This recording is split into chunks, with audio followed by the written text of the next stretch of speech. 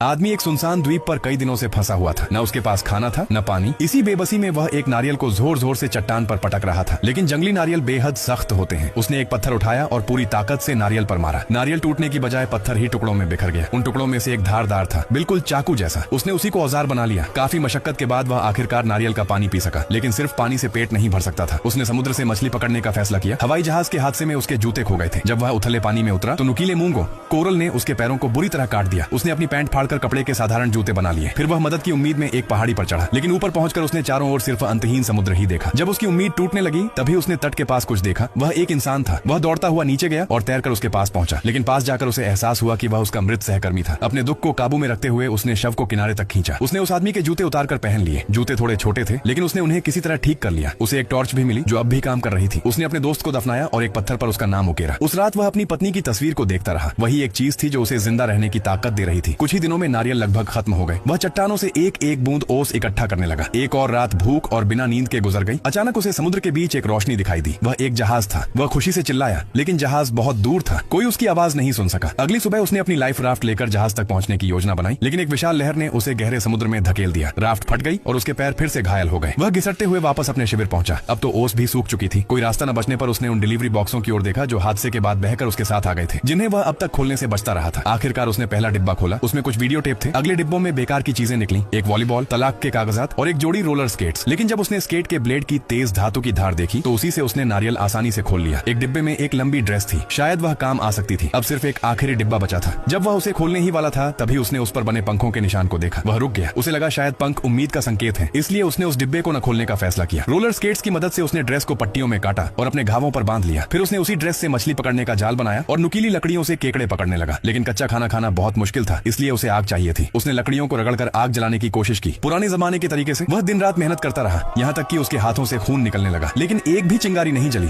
गुस्से में उसने वॉलीबॉल को दूर फेंक दिया, लेकिन शांत होने के बाद उसने उस पर अपने हाथ का निशान देखा। उसी पल उसे एक विचार आया। उसने गेंद पर एक मुस्कुराता